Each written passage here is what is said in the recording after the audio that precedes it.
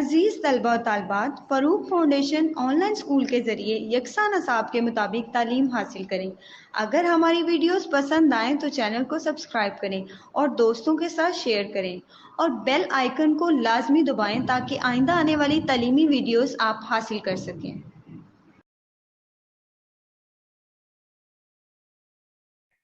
Assalamu alaikum class. In the name of Allah Almighty, who is most merciful and magnificent. My name is Priya Iqbal and I hope so that you all are doing good. In our today lecture, we will discuss the exercise of this chapter number 2, जो हम लोगों ने पहले discuss कर लिया है dialogue, उसकी आज हम लोग एक्सरसाइज सॉल्व करेंगे। और मुझे पूरी उम्मीद है कि आप लोगों को जो मैं पढ़ा रही हूँ, जो उसकी आप लोगों को अंडरस्टैंडिंग हो रही होगी कि मैं किस तरीके से करवा रही हूँ और आप लोगों को समझ आ रहा होगा। चलिए, without wasting our time, let's start our today lecture. Why did Qasim go to Saudi Arabia? Qasim Saudi Arabia क्यों गया था? अब जो हमारे पास उसका आंसर है, हिज पेरेंट्स, उसके वालिदैन were lived in Saudi Arabia, क्योंकि उसके वालिदैन सऊदी अरब में रहते थे। He went to see them, वो उन्हें देखने गया था, पार्टिकुलरली खास तौर पर हिज मदर, अपनी माँ को, बिकॉज शी वाज इल, क्योंकि वो बीमार थी। हम लोगों ने जैसा कि क्वेश्चन एक्सरसाइज में हम लोग चैप्टर में पढ़ा था कि कासिम सऊदी अरेबिया क्या करने गया था, क्योंकि वो अपने पेरेंट्स की लुक आफ्टर के लिए या उनको देखने के लिए गया था। उसके पेरेंट्स सऊदी अरेबिया होते हैं लेकिन वो उधर नहीं होता। वो अपनी माँ को देखने गया था क्योंकि वो बीमार थी। ओके, अब दूसरे क्वेश्चन में हम लोग पूछ रहे हैं, why did Qasim came back from Saudi Arabia?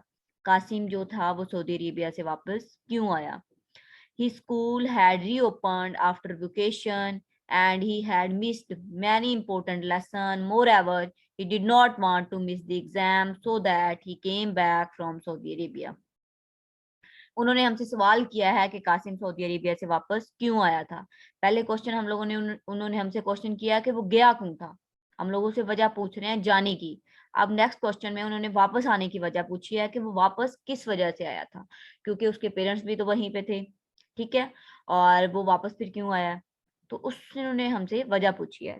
तो वजह ये है कि उसके जो स्कूल थे वो रीओपन हो गए थे और सऊदी अरेबिया के विजिट की वजह से उसका पहले काफी मतलब लॉस हो गया था स्टडी में। अब वो नहीं चाहता कि उसका और लॉस हो, तो इस वजह से वो वापस आया है कि वो अपनी स्टडी को कंटिन्यू कर सके। ठीक है, वो अपने स्टडी पे कोई कॉम्प्रोमाइज नहीं करना चाहता। Question number 3, what two subject does Qasim find tough? Qasim को कौन से दो सब्जेक्ट ऐसे थे जो उसे मुश्किल लग रहे थे? तो कासिम को दो सब्जेक्ट मुश्किल लग रहे थे, एक इंग्लिश और दूसरा मैथ। English and math, these two subject Qasim found rather tough. Qasim को ये दो सब्जेक्ट मुश्किल लग रहे थे, लेकिन ये मोस्टली स्टूडेंट का यही इशू होता है कि उन्हें यही दो सब्जेक्ट मुश्किल लग रहे होते हैं। लेकिन इंग्लिश और मैथ इतना भी टफ नहीं होता जितना हम लोग उसे कंसीडर कर लेते हैं।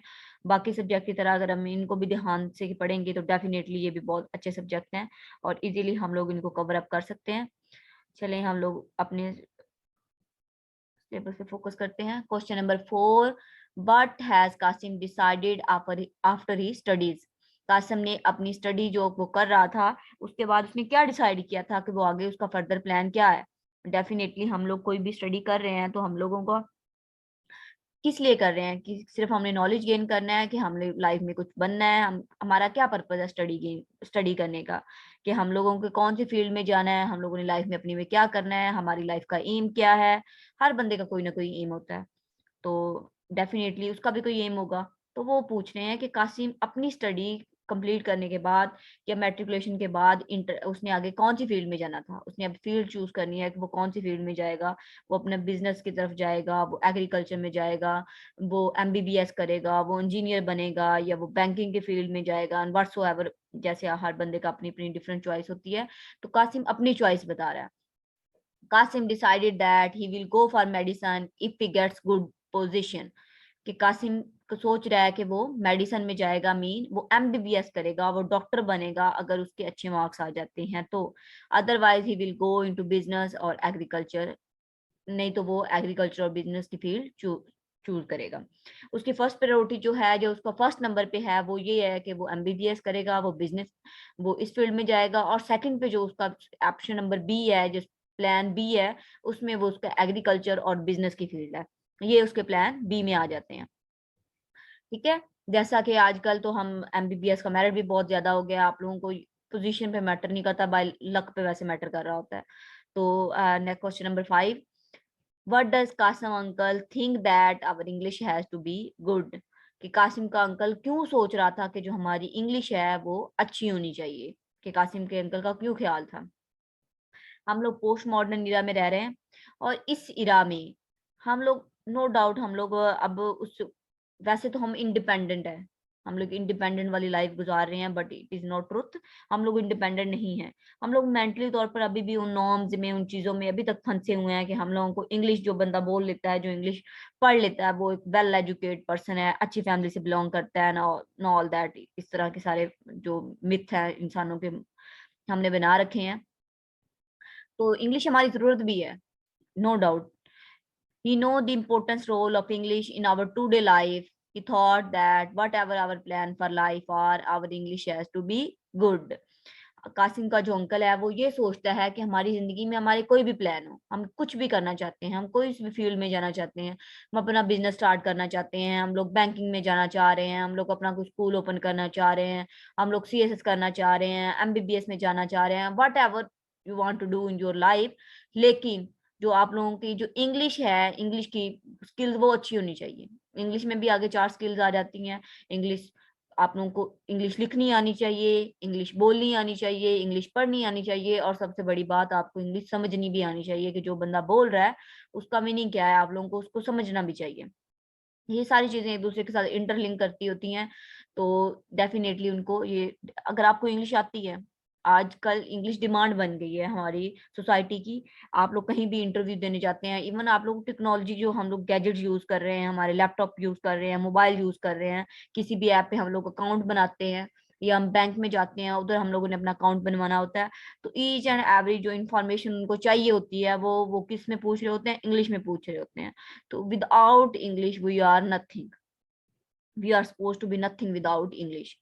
नो डाउट ये एक मीडियम है, एक कम्युनिकेशन का, सिर्फ जस्ट ए मीडियम है, कम्युनिकेशन है, बट फिर भी हम लोगों को इसमें स्किल्स होनी चाहिए, हम लोगों को पता होना चाहिए how to speak English. Okay, हम लोग इंटरव्यू देने जाते हैं तो डेफिनेटली वहाँ पे इंटरव्यू इंग्लिश में लिया जाता है, आप लोगों को इंग्लिश बोलनी आनी चाहिए। हम लोग किसी भी जॉब में जा रहे हैं तो वो डेफिनेटली इंटरव्यू की बात हो रही है कि तो वो हम लोगों को उसमें अच्छा आना चाहिए। अदरवाइज फिर हम लोग गैजेट यूज कर रहे हैं, या हम लोगों को वैसे पढ़ा रहे हैं, कोई भी, आजकल तो सारी बुक्स भी वैसे ही इंग्लिश में है। तो इंग्लिश हमारी बेसिक नीड है, कोई भी चीज हासिल करने के लिए, अचीव करने के लिए, आपको कामयाब होने के लिए, जो आप लोगों की आजकल के बेसिक नीड्स बन गई ऑक्सीजन की तरह, वो आपकी क्या है? इंग्लिश है। ओके, नेक्स्ट हम लोग अपने नेक्स्ट क्वेश्चन की तरफ आते हैं। अब ये जो हमारा पार्ट बी है, इसमें हम लोगों को क्या है, हम लोगों ने ऑलरेडी हम लोगों ने पढ़ लिया था, मैंने आप लोगों को पिछले लेक्चर में आई थी उनको बहुत अच्छी तरह से करवा दिया है कि हैज और हैव का यूज किधर करना है। ठीक है, इधर उन्होंने हम लोगों को फिल इन दी ब्लैंक्स दी हुई हैं, और फिल इन दी ब्लैंक्स को हम लोगों ने क्या करना है, हैज और हैव का यूज करते हुए कि हैज किधर लगेगा, देन हैव किधर लगेगा, उसको लगा के देन हम लोगों ने सेंटेंस को कंप्लीट आउट करना है। ओके,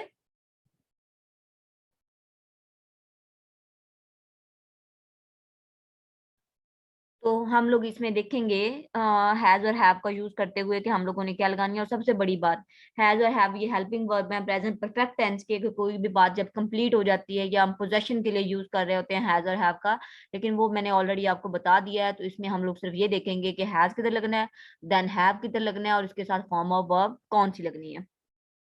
ओके, तो हमारा जो सबसे पहला सेंटेंस है वो है दे। हम लोग जो भी हेल्पिंग वर्ब लगाते हैं वो हमेशा किस चीज को देख के लगाते हैं? सब्जेक्ट को देख के, कि सब्जेक्ट सिंगुलर है या सब्जेक्ट प्लूरल है, उसको हम लोग देख के हम लोग अपना क्या लगाते हैं? हेल्पिंग वर्ब लगाते हैं। और हेल्पिंग वर्ब को देन फिर हम लोग देख के कि वो कौन सा है, देन हम लोग उसमें फॉर्म देखते हैं कि हमने वर्ब की कौन सी फॉर्म लगानी है। वर्ब की फर्स्ट फॉर्म लगेगी, वर्ब की सेकंड फॉर्म लगेगी, या वर्ब की थर्ड फॉर्म लगेगी। They dashed from England by plane just now. Just now का मतलब होता है अभी अभी, कि जैसे हम लोग कहेंगे, कोई भी हमसे पूछे कि जैसे हम लोग बाई जा रहे होते हैं, हॉस्टल में रहते हैं, या हम लोगों ने किसी डेस्टिनेशन पे पहुंचना है, तो हमारे फेलोज या हमारे घर वाले हमसे पूछ रहे होते हैं कॉल करके कि आप लोग किधर हो, या हम लोग तो हम लोग पूछते हैं आई, हम लोग अभी अभी पहुंचे हैं, या अभी अभी हम लोग आए हैं, we have just reach now. ठीक है, तो जस्ट का वर्ड यूज होता है कि अभी अभी कोई काम रिसेंटली या थोड़ी देर पहले ही हुआ हो, तो उसके लिए हम लोग जस्ट का वर्ड यूज करते हैं, जस्ट नाउ। क्या मतलब है, दे के साथ हम लोग क्या लगाए, दे प्लूरल है तो इसके साथ हम लोग हैव का यूज करेंगे, तो हैव के साथ अराइव जो उन्होंने हम लोगों को एक ब्रैकेट में दे दिया है, अराइव की जो थर्ड फॉर्म है वो हम लगाएंगे। अराइव फर्स्ट फॉर्म है, इसकी सेकंड फॉर्म भी अराइव्ड है और इसकी थर्ड फॉर्म भी अराइव्ड है। They have arrived from England by plane just now. वो अभी हवाई जहाज के जरिए इंग्लैंड से पहुंचे हैं, कि वो पहुंच गए हैं, इंग्लैंड से आ रहे थे। हमारा जो fill in the blanks number 2 है, we an exciting football match today.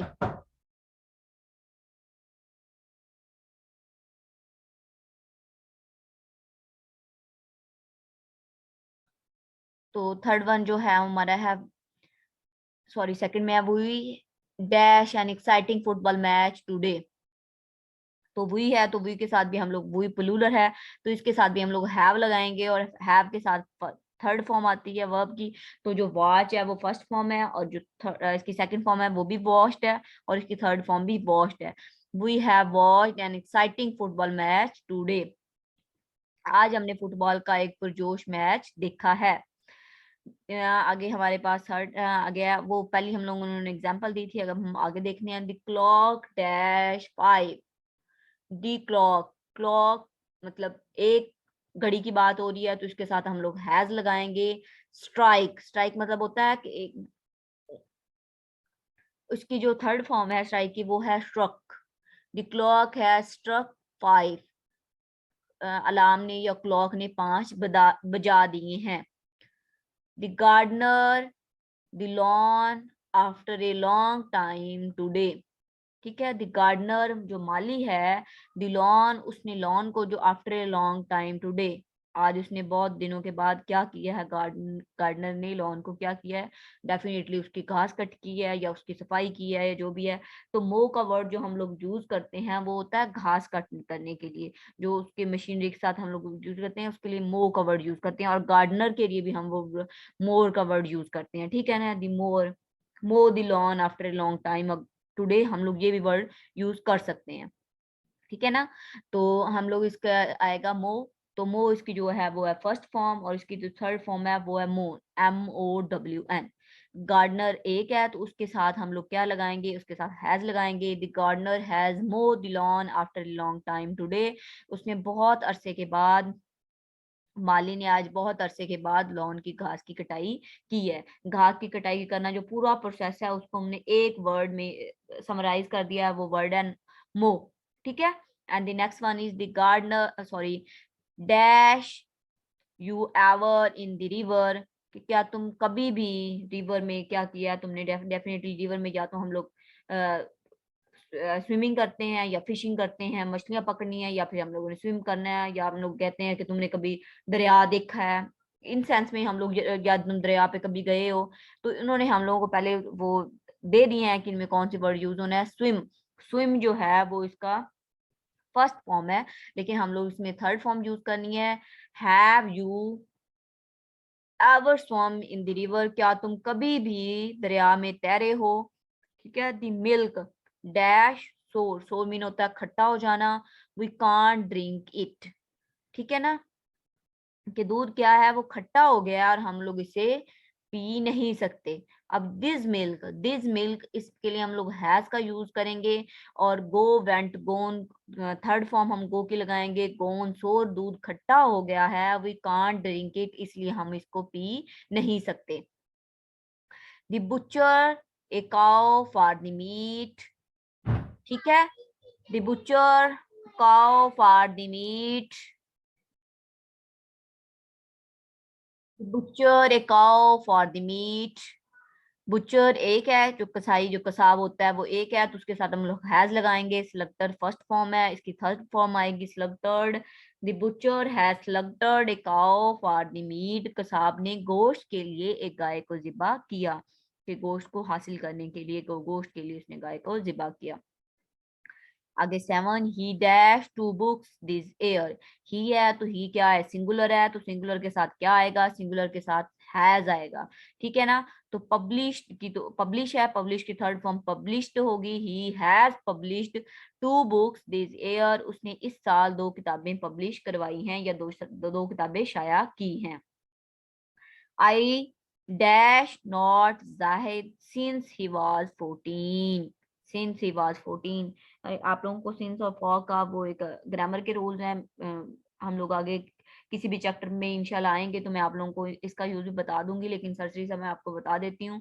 Since and जो फॉर है ये हमारे सेंटेंस में हम लोग तब यूज करते हैं जब हम लोगों ने ड्यूरेशन को बताना होता है, टाइम ड्यूरेशन को बताना होता है। जब हम लोगों को टाइम ड्यूरेशन का पता होता है कि वो कब से स्टार्ट हो रहा है और कब जाके एंड हो रहा है, ठीक है ना, तो तब हम लोग वर्ड यूज करते हैं सिंस। सिंस आप लोगों को ऐसे भी रिजेम्बलेंस आप लोग इसकी रख सकते हैं, या इसको परमानेंट याद करने के लिए काफी टाइम हम लोगों के माइंड से चीजें स्किप हो जाती हैं कि हम लोगों ने सिंस कहाँ पे लगाना है और फॉर कहाँ पे लेना है। सबसे जो अच्छी ट्रिक इसको याद करने के लिए वो है कि सिंस एस से स्टार्ट हो रहा है, और स्टार्ट भी जो वर्ड है वो एस से, तो सिंस जो वर्ड है वो भी एस से स्टार्ट हो रहा है, और जो एस है वो भी मतलब स्टार्ट, और एस फॉर सिंस और एस फॉर स्टार्ट, मतलब जिसकी ड्यूरेशन का हम लोगों को पता हो कि वो कब से स्टार्ट हो रहा है तो हम तब यूज करेंगे सिंस। लेकिन जब हम लोगों को ड्यूरेशन और टाइम पीरियड का वैसे ना पता हो कि वो कब से स्टार्ट हुआ है और कब से खत्म हो रहा है, जैसे हम लोग बात करें कि वो 2 दिन से बीमार है, तो हम लोगों को नहीं पता वो कौन से 2 दिन से बीमार है, तो हम लोग वर्ड यूज करेंगे फॉर। और लेकिन फॉर एग्जाम्पल हम लोग को यूज है कि वो मंडे से बीमार है, डेफिनेटली अब टाइम ड्यूरेशन पता चल गया है, या वो डेट मेंशन कर दें कि इस डेट से वो बीमार है, तो उसमें ड्यूरेशन पता चल गया कि वो इस दिन से बीमार है, या इस दिन से वो कोई काम कर रहा है, या इस दिन से वो प्रोजेक्ट में लगा हुआ है, तो इस मीन हम लोग को टाइम ड्यूरेशन पता चल गया, तो हम लोग सिंस का यूज करेंगे। इधर उन्होंने सिंस ही वाज 14, 14 मतलब टाइम बता दिया है कि उसने जब से वो 14 साल का हुआ है, ठीक है ना। 14 उन्होंने मेंशन कर दिया, तो इसलिए यहाँ पे सिंस का यूज हुआ है। तो आई है, तो आई के साथ मैंने आपको बताया था, आई के साथ प्लूरल वाली जो होती है ना हेल्पिंग वर्ब यूज होती है, और जो सी है वो फर्स्ट फॉर्म है, और उसकी जो थर्ड फॉर्म है वो है सीन। जो फर्स्ट फॉर्म सी, सा, और then seen. I have not seen Zahid since he was 14, Zahid जब से 14 साल का हुआ है मैंने उसे नहीं देखा। And the ninth one is we dash the match. We अब क्या है, वो प्लूरल है, तो प्लूरल के साथ क्या फॉर्म वर्ड यूज होगी, डेफिनेटली हैव होगा। We have, win first form है, हमने हैव के साथ थर्ड फॉर्म लगानी है, we have won the match, हमने मैच जीत लिया है। And the last one is Nushin dash hunting and is now going to read a story book, ठीक है। नुशीन जो एक सिंगुलर नाउन है, ठीक है, नेम है, name of noun is the name of person place and anything, ठीक है ना, तो उन्होंने नेम मेंशन किया है, ये नाउन है, तो ये नाउन क्या है, सिंगुलर नाउन है, ठीक है।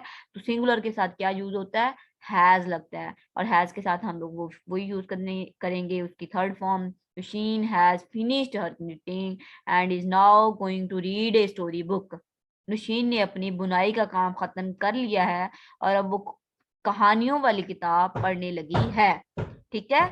ये हमारा कंप्लीट हुआ। अब हम लोग इसको नेक्स्ट को स्टार्ट करेंगे, और the next one is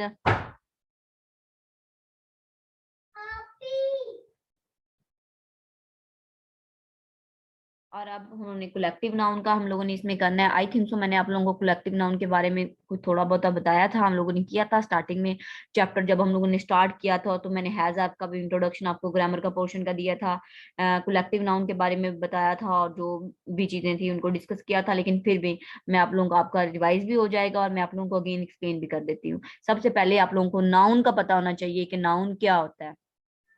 Noun is the name of person, place or thing is called noun. ठीक है, वो नाउन होता है। लेकिन जब हम लोग ग्रुप ऑफ थिंग्स की बात कर रहे होते हैं, group of person, group of place and group of things, then mean is collective noun. ठीक है ना, तो कलेक्टिव नाउन के लिए वर्ड जो होते हैं ना वो स्पेसिफाई वर्ड यूज होते हैं, स्पेसिफिक चीजों के लिए स्पेसिफिक वर्ड यूज होते हैं।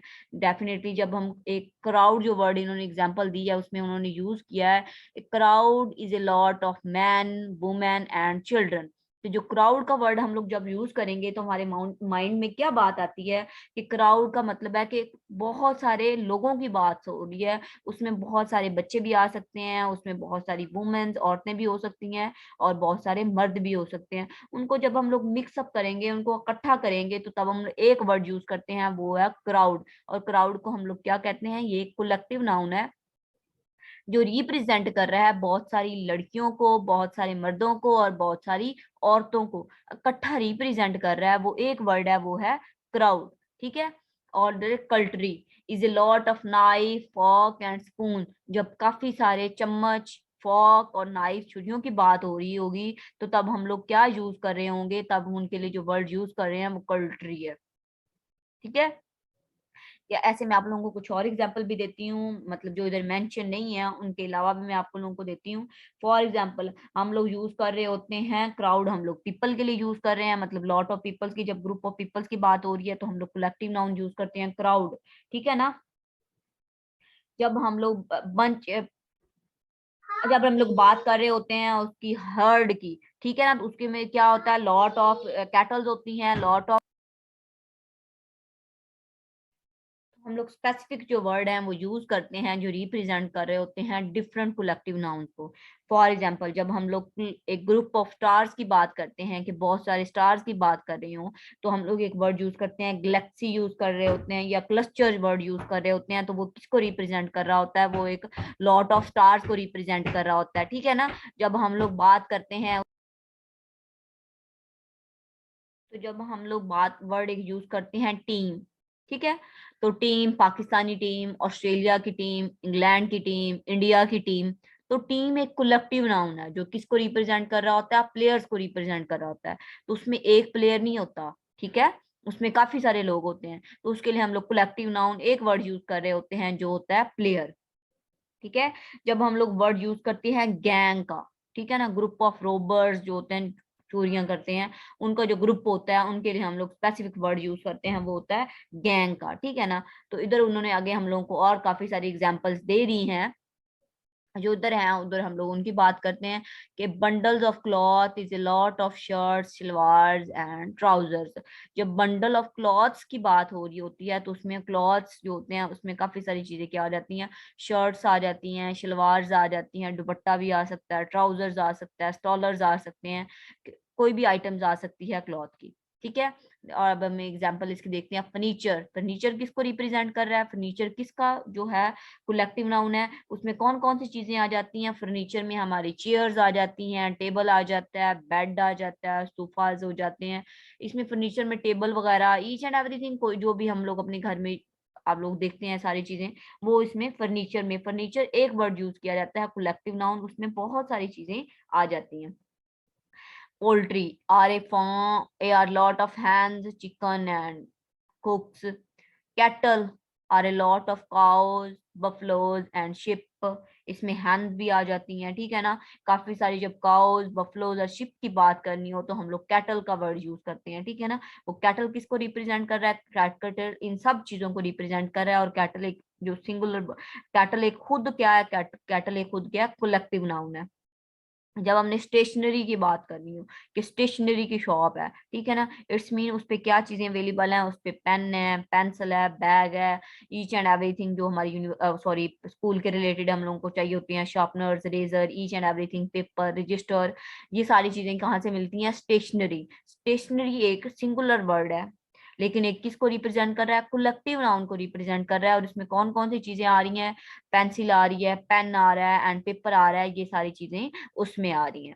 ठीक है, ओके, ओके क्लास, आज हम लोग अपना लेक्चर यहीं पे वाइंड अप करते हैं, और आई होप सो दैट कि जो भी चीजें मैंने आप लोगों को समझाई हैं, या जो मैंने ट्राई किया कि आपको समझ आ जाए, मुझे यकीन है कि आप लोगों को समझ आ गई होगी, लेकिन फिर भी ना आई हो तो आई होप सो दैट कि आपको आ गई होगी, कि आप अगर ना आई हो तो आप इस लेक्चर को दोबारा सुने, आपको समझ आ जाएगी। बाकी जो रिमेनिंग चीजें बाकी रह गई हैं वो हम लोग इंशाल्लाह नेक्स्ट लेक्चर में इसको कवर अप करेंगे।